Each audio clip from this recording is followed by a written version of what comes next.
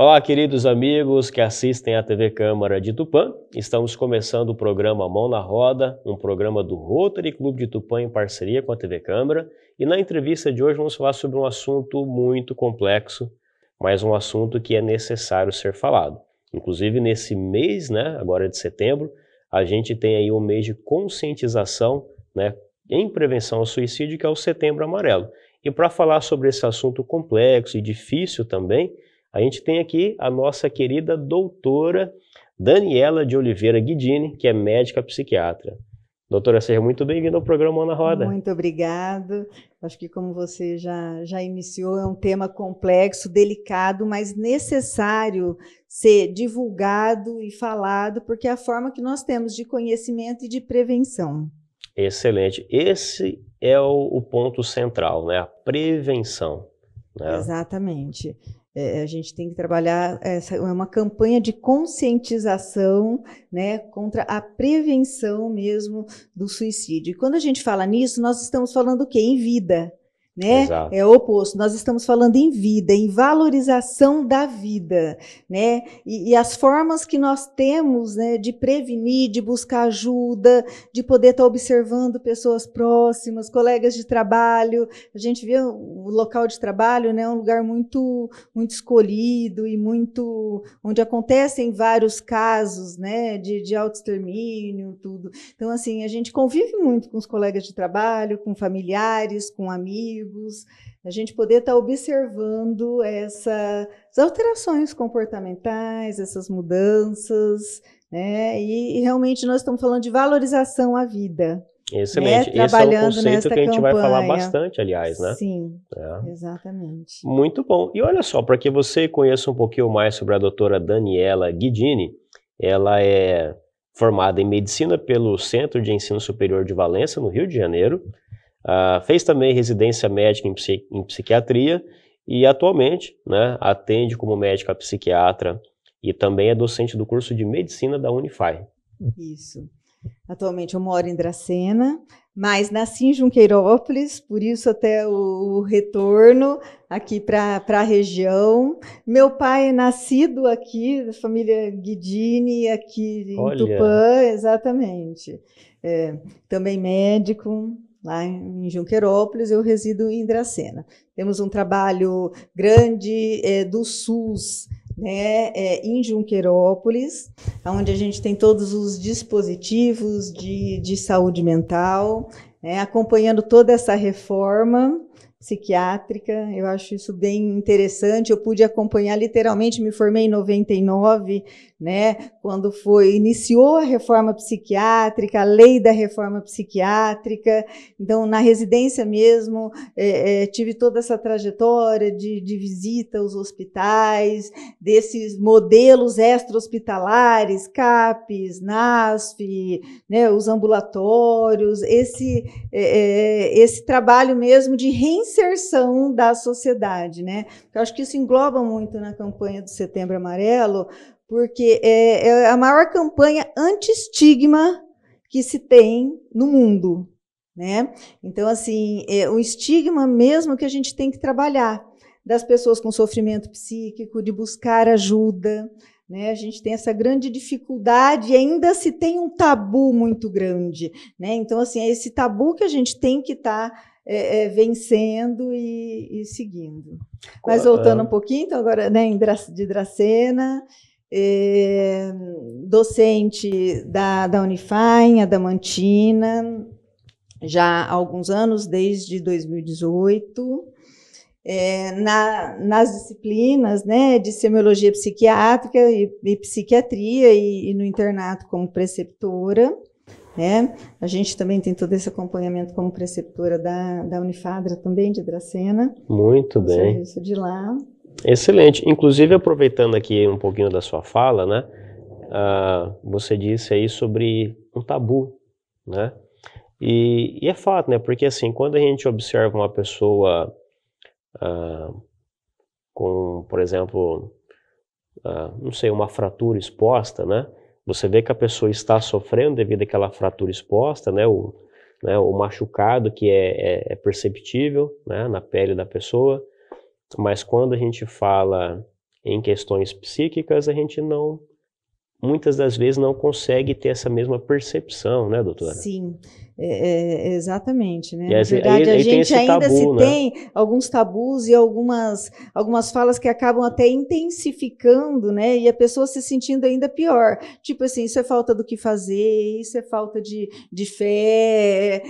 Quer dizer, não é isso. Nós estamos falando de neurotransmissor, nós estamos falando de patologia que vem aumentando gradativamente, assim, até de uma forma muito alta, e aonde se precisa buscar ajuda e onde se tem ajuda, como a gente busca para qualquer outro tipo de patologia, né? Qualquer outro tipo de clínica, de alteração, por exemplo, um machucado, uma fratura, aonde se vê. A gente está falando de sintomas mais indiretos, a gente de sintomas onde acabam ficando um pouco mais subjetivos. É difícil, às vezes, até da pessoa expressar o que é aquilo, o que está sentindo, né? O momento de buscar ajuda. Muitas vezes a pessoa também, não, eu acho que é uma fase, vai melhorar, eu consigo, né? Então, assim, eu acho que é exatamente a gente poder falar sobre isso, né? Que existem ajudas, que esses transtornos são reais, que a nossa vida hoje em dia é uma vida muito frenética, são muitas informações desde criança, né? Então, isso está se aumentando muito os quadros de ansiedade, os quadros depressivos, você vê as dependências, né, em geral, as dependências de tela, a intolerância, né, que as pessoas estão hoje no dia a dia, que é justamente essas alterações comportamentais que são sofrimentos psíquicos e tem tratamento e tem que se buscar ajuda em relação a isso. Né, que são o quadro que realmente os fatores maiores de risco, até para um suicídio, tudo são os quadros, as patologias, né, bipolaridade, enfim, onde hoje a gente acaba tendo um avanço muito grande, até em termos de orientação sobre vida, entendeu? Sobre o que pode estar fazendo para poder estar contribuindo, um exercício físico, um lazer, a gente poder redistribuir o nosso tempo, né? Valorizar pequenas coisas que nessa vida frenética passa muitas vezes despercebido, né? E também o tratamento multidisciplinar, psicológico, terapia ocupacional, né? E propriamente dito, o tratamento psicofarmacológico, medicamentoso, onde a gente também tem um avanço muito grande, né? Que era uma das coisas que se tem esse tabu, vai tomar uma medicação psiquiátrica, vai ficar dopado, vai ficar com aquela fisionomia característica, e não é isso. Não é isso que nós estamos falando, né? Perfeito. E aí vamos até levantar uma questão, né? O que é normalidade hoje em dia? Exato. Né? A gente tem várias linhas onde a gente pode pensar o que é normalidade, né? Com certeza. E por ser um assunto complexo, a gente, infelizmente, tem também que falar sobre números, né, doutora? E quais são, assim, esses números, né, que estão ligados a esse assunto que a gente está abordando aqui? Hoje, na verdade, eu acho que assim, é importante alguns números para a gente ver como essa campanha do Setembro Amarelo, né, que oficialmente no Brasil ela existe desde 2015, né, onde a gente tem o Conselho Federal de Medicina, o Conselho Brasileiro de Psiquiatria, a CVV, que é o Centro de Valorização da Vida, né, em conjunto com vários outros departamentos. Cada ano a gente acaba tendo uma junção maior, né, de departamentos, né, de funções em relação a isso, a essa campanha, justamente pela subnotificação desses dados, né, e pelo crescente aumento. Hoje nós temos mundialmente a média de 1 milhão de óbitos por suicídio por ano no mundo, né? A cada 40 segundos um óbito por suicídio, né? A cada 3 segundos, uma tentativa. Quer dizer, no Brasil, a cada 45 minutos se tem um óbito por suicídio. O Brasil é o 8º país no mundo, né? A gente está tendo um crescente muito grande entre jovens e idosos, né? Jovens e idosos. Quer dizer, então, assim, a gente também tem que pensar nisso, pensar nesses gatilhos, no que está desencadeando, como buscar esse tipo de ajuda, quais os fatores de risco, os fatores protetores. E um outro dado importante é que a gente tem, na média, de 50% a 60% das pessoas que chegam a efetivar, né, o suicídio, nunca buscaram uma ajuda profissional, né? Não estou dizendo só necessariamente do psiquiatra, né, mas assim, de um psicólogo, de um CAPS, de um serviço, né, de saúde mental. Porque quando a gente fala de saúde mental, nós estamos falando de vida, de saúde, não de adoecimento. É o contrário, é uma prevenção, inclusive, ao adoecimento, que é o que faz parte, né, da psiquiatria. A gente trata, né, faz o diagnóstico, trata efetivamente, medica, acompanha, né, mas também trabalha muito com a prevenção, né? Então, assim, são dados que assustam, mas que têm que ser ditos porque realmente é uma situação grave, uma situação de saúde pública mesmo, né? Com certeza. Com certeza, doutora. E por serem dados alarmantes, né, vocês aí que nos assistem precisam entender que é possível reverter esses números, né? Na verdade, a gente até, comparando com outras patologias, a gente tem até uma resposta muito boa. Pessoas que buscam ajuda com tratamento, 90% das pessoas que iniciaram com planejamento, com uma ideação, é possível, assim, se reverter, isso não acontecer, salvar vidas, entendeu? Então, assim, até uma melhora muito grande, comparando até com várias patologias, que mesmo com todo o tratamento, acaba não tendo um prognóstico tão bom, uma resposta terapêutica tão satisfatória, né? É óbvio que o tratamento psiquiátrico, junto com toda uma equipe, junto com mudanças de hábitos de vida, com alterações comportamentais, é todo um conjunto de tratamento. Mas é importante a gente entender que uma pessoa com planejamento, com uma ideação, não é porque ela quer, ela está adoecida. É um sofrimento. Ela está sofrendo e ela precisa de ajuda.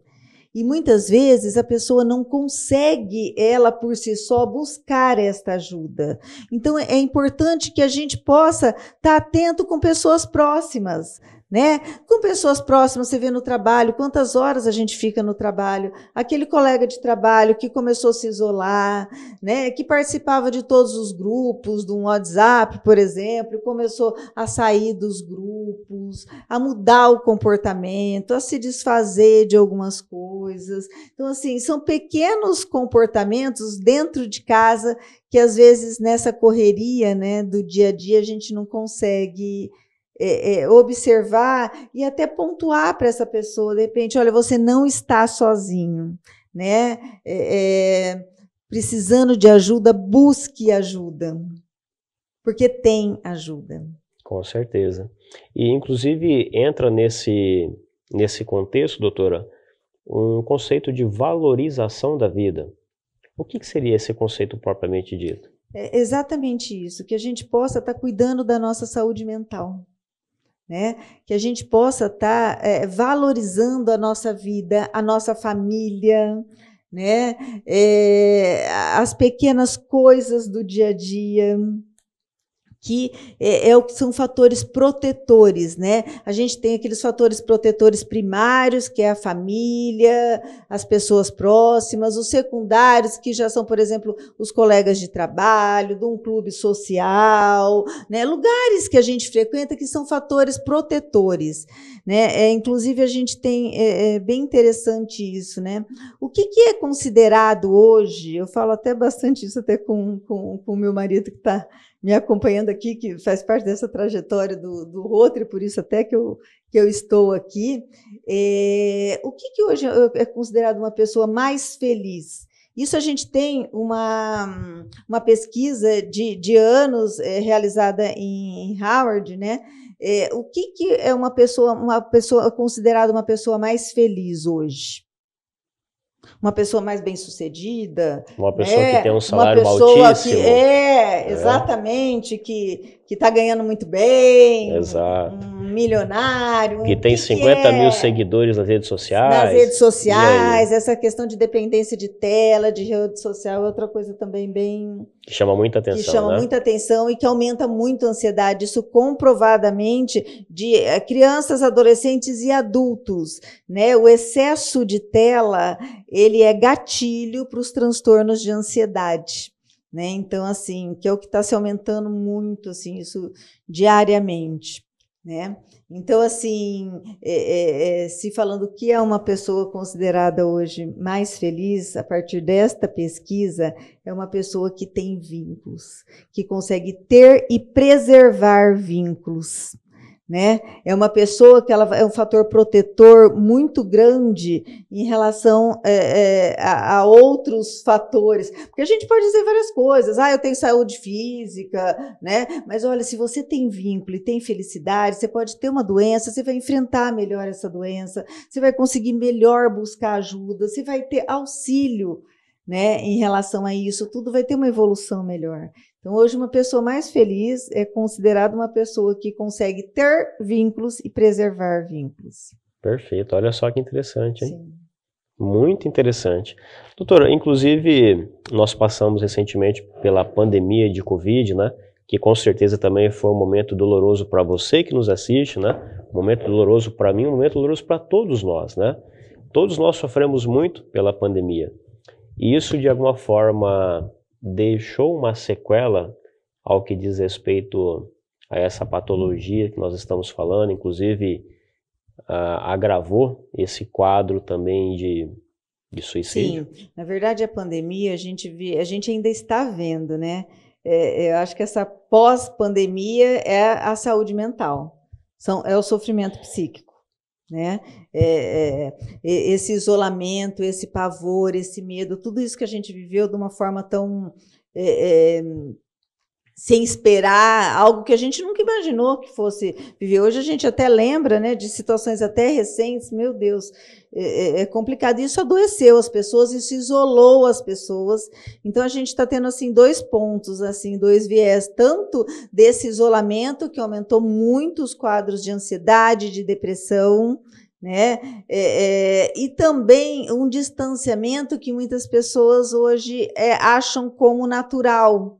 Né? Então, a gente também está tendo uma dificuldade, pensando na parte comportamental, na parte da mente, desse retorno, né, à vida normal. Aí a gente fala justamente até desses extremos, né? Você vê de adolescentes, a questão de escola, de convívio, né? E também das pessoas um pouco mais idosas, né? Onde tiveram que se isolar até mais e conseguiram, ou até a família considera, né, formas, né, de lidar não estando tão próximo, e não é a mesma coisa. Então, a gente teve um aumento grande dos quadros de ansiedade, dos quadros depressivos, agravamentos de outros sofrimentos, né? Mas isso é muito importante. Nós temos que justamente conhecer para poder saber que existe ajuda, existe tratamento, existe melhora. Perfeito. Né? Perfeito. Em relação a isso. Muito bem. E falando sobre fatores de risco, existem questões que estão ligadas à faixa etária, ou ao gênero, ou, não sei, questões financeiras que aumentam os fatores de risco para o suicídio? Sim, olha, a gente tem alguns agravantes, alguns gatilhos, como a gente chama dentro da psiquiatria. As questões financeiras, né? são gatilhos significativos, né? A questão de conflitos, essa questão de vínculos familiares. Em adolescentes, esse excesso de tela, muitas vezes assim, o que é visto nessa tela, adolescente compartilha muitas coisas, a gente vê os casos de automutilação, né? Que aqueles casos, principalmente em adolescentes, né? de se automutilarem de várias formas, né? Para aliviar uma dor emocional, quer dizer, essa intolerância total a qualquer tipo de frustração, porque não tem como a gente viver sem frustração. Né? Idosos, esse isolamento, pessoas que perderam o companheiro de anos, a gente tem que ficar mais atento em relação a isso, né? Então, são alguns fatores, sim, de risco. A gente acaba tendo uma prevalência maior de suicídio entre homens. É mesmo? Entre homens, em relação a mulheres, né? Esses extremos, a gente teve um aumento grande entre adolescentes, né? Na verdade, assim, hoje se perde muito pouco por questões do acidente automobilístico, né? Então, um aumento grande, eu acho que isso é bem considerável como fator de risco. E a própria patologia psiquiátrica, né? A gente, de uma forma mais técnica, esses fatores de risco, assim, olha, tentativas anteriores, né? Então, assim, gente, é mito a gente dizer aquela pessoa que fala não faz, aquela pessoa que fala, ela está pedindo ajuda. Ela tem que ser ouvido isso, é um pedido de ajuda, né? É um pedido de ajuda. Ninguém vai estar fazendo isso para chamar atenção, mesmo que naquele contexto ali é um pedido de ajuda, de alguma forma é um pedido de ajuda, né? Aquela pessoa que já tentou outras vezes não tenta novamente, isso não é. Então, um dos fatores de risco grande é tentativas anteriores, que a gente tem que ter uma atenção redobrada em relação a isso, a parte genética, né? Familiar. A gente vê muito hoje uma autocobrança muito grande, uma exigência, a gente tem que ser bom em tudo, a gente tem que dar conta de tudo, né? Em todas as áreas da vida, e não dá para a gente ser 100% em todas as áreas. Vão ter fases que você vai ter que priorizar o profissional, outras áreas, a família, né? Não dá para ser 100% em tudo, e se tem uma autocobrança muito, muito grande, você tem que ter tempo de tudo, você tem que ser bem sucedido, você tem que ter tempo para malhar, para estar com os amigos, né? Então, assim, hoje essa exigência acaba sendo muito grande. Perfeito. Doutora, quando a senhora bem frisou aqui, quando a pessoa já tentou alguma vez, né? Existe aqui uma atenção redobrada, né?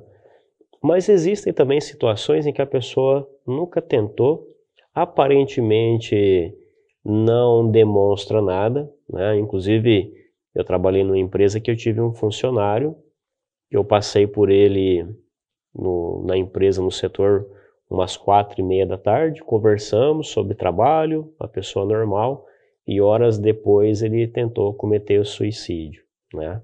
E isso me surpreendeu muito, porque nem eu, né, que conversei com ele horas antes, percebi nada de normal. Até riu, brincou, os colegas de trabalho que ficaram no turno com ele também. E aí, como que a gente... Então, na verdade, assim, tem realmente esses casos. Se a gente, de repente, depois que acontece, for analisar algumas coisas, talvez, assim,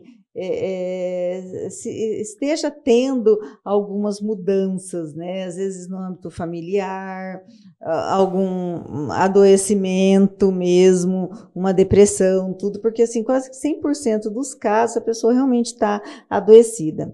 A gente tem 3 linhas assim que levam à tentativa de suicídio. A grande maioria é o estado depressivo, independente da causa, por exemplo, um transtorno bipolar, numa fase de depressão, né, uma depressão maior, ou até uma depressão decorrente desses gatilhos externos, como nós comentamos, dessa autocobrança, dessa vida atualmente, questão financeira, familiar, profissional, né?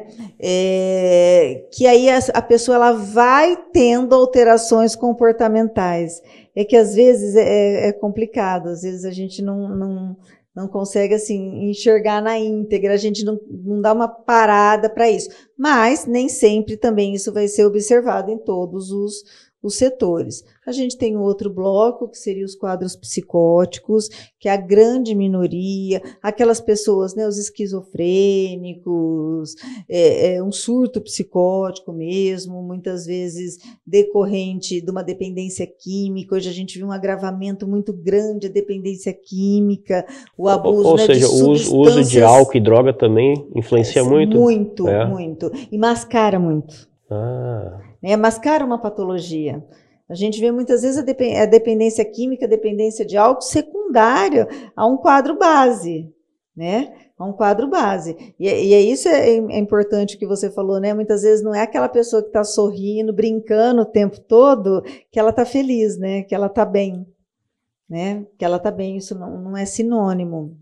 Então, aí a gente teria esse segundo bloco, que é a grande minoria, menos de 1%, né, que a pessoa está em franco surto psicótico, né, então, assim, ouvindo vozes, mandando fazer aquilo, com quadro delirante, persecutório. E o terceiro bloco, que aí entraria um pouco, de repente, esses casos, que são os quadros de impulsividade. Então, a gente tem alguns transtornos comportamentais, o transtorno explosivo intermitente, fases de euforia, de mania de um transtorno bipolar, algumas depressões mistas, né, que realmente não se tem um planejamento. Então, é isso que não é observado nesse grande 90% aí do estado depressivo, né? Mas se tem momentos de impulsividade. Nesse momento, um carro é uma arma. Aí a gente vê um agravamento muito grande, por exemplo, pessoas que trabalham ou, por exemplo, armados, né? Nesses momentos mais impulsivos. Um dado importante, a gente tem um momento também, você vê tentativas em policiais, em pessoas onde trabalham assim nesse estado de estresse maior, de alerta maior, né? Então, assim, aí seria esse terceiro bloco que também tem, de uma forma significativa, e são essas pessoas que não dão esses sinais. Exato, exatamente. E falando sobre ajuda, nós temos o canal de valorização da vida, que é o número 188, funciona 24 horas por dia, 24 horas por dia, o CVV, o Centro de Valorização à Vida, né? O número para você ligar de qualquer telefone, de qualquer lugar, é 188, 24 horas por dia. Então, são equipes voluntárias, mas treinadas, tá? Especializadas para poder receber e dar as devidas orientações. Muitas vezes não precisa ser necessariamente a própria pessoa, né, que está ali com esse sofrimento, com essa ideação, com esse planejamento, mas também um familiar, um amigo, até para uma orientação de como agir, né, de que forma agir. Olha, não, ó, nesse caso, nessa situação, vamos chamar uma ambulância, um resgate. Não, olha, leva para casa, busca um serviço, um CAPS, um profissional na área, então vai poder estar tendo as devidas, fornecendo, né, as devidas orientações para qualquer pessoa que estiver ligando 24 horas. É realmente uma equipe muito capacitada e voluntária, né? Olha então, só que assim, interessante. Falando aí do voluntário, né? Do trabalho voluntário. Trabalho voluntário, exatamente, né? Do ajudar o próximo. Exato, dar de si antes de pensar em si mesmo até, né? Dar de si, sem pensar em si, pensando até nessa questão do Rotary. Eu acho que fico muito feliz dessa oportunidade aqui, né? Junto ao Rotary, como rotariana, né? Nesse momento, que é a maior organização, né, não governamental de ajuda humanitária. Exato. Né? E as formas que a gente tem de ajuda é divulgando, né? Orientando, né? Às vezes uma pessoa não sabe como procurar ajuda, de que forma e que se tem ajuda, né? E falando nisso, assim, até é importante a gente ver, não ajuda, até piora um pouco alguns tipos de fala, mas você tem tudo, por que você está desse jeito? Não falta nada, o que... Quer dizer, isso daí, a pessoa que ela já está com esse sofrimento, com esse quadro depressivo, com esse pensamento, sem planos para o futuro, baixa estima, né? Vai se sentir ainda pior. Realmente, eu tenho tudo, não me falta nada, né? Aí começa a comparar, olha para trás, olha, né? Realmente, aí eu me senti, realmente, eu estou sentindo isso, pensando nisso, né? Com tudo isso, ela vai se sentir pior ainda. Então, nessa hora, escute, né? Escute, fique junto, fique ao lado. Vamos ter cautela o que falar, da forma como falar nesse momento. Perfeito, doutora. Muito bem contextualizado. Ficou algum ponto que a doutora gostaria de reforçar com quem nos assiste? Não, olha, eu gostaria de agradecer, né, a oportunidade, de dizer para a gente poder viver um pouco mais, vamos aproveitar desse momento, né, de companheirismo, como o Rotary coloca e faz junto com esse trabalho de ajuda, né, humanitária que isso faz mais bem para quem está ajudando do que para quem recebe, com certeza, exatamente. Agradecer o apoio do meu esposo, do Cleverson, que está aqui junto comigo, que também me incentivou nisso tudo, que a gente acaba até saindo um pouco da nossa rotina nesse sentido, e está pontuando a necessidade, né? Agradecer ao governador Massoca, né, até da ideia dele. Perfeito. Tá nesse momento. Muito obrigado. Doutora Daniela, mais uma vez, olha, muito obrigado aqui pela participação no programa Mão na Roda, tá? Muito obrigado por esse momento a gente falar sobre esse assunto que é muito complexo, muito difícil, mas que é necessário a gente abordar sobre temas difíceis também, aí com vocês que nos assistem, né? Fica essa atenção, esse cuidado que a doutora muito bem colocou aqui. Fica também esse reforço, né? Temos o Centro de Valorização da Vida, o canal telefônico por meio do número 188. E se precisar, peça ajuda. Eu acho que esse é o recado. Tem ajuda, né? Peça ajuda. Acho que esse é o tema até da campanha Setembro Amarelo de 2024. A gente tem que pedir ajuda. Com certeza. Mais uma vez, muito obrigado pela participação no programa Mão na Roda. Muito obrigada pela oportunidade. Excelente. Até mais. Muito bom. E vocês que nos assistiram até esse momento, muito obrigado também pela sua paciência, pela sua audiência. Sempre gosto de encerrar o nosso programa com o versículo da Bíblia. E hoje eu trago o que está escrito em João, capítulo 16, versículo 33, que diz assim: Neste mundo vocês terão aflições. Contudo, tenham ânimo. E como a doutora bem disse, se precisarem, peça ajuda. Um grande abraço, que Deus abençoe você e sua família. Te desejo uma excelente semana e que a gente se encontre na nossa próxima entrevista. Tchau, tchau.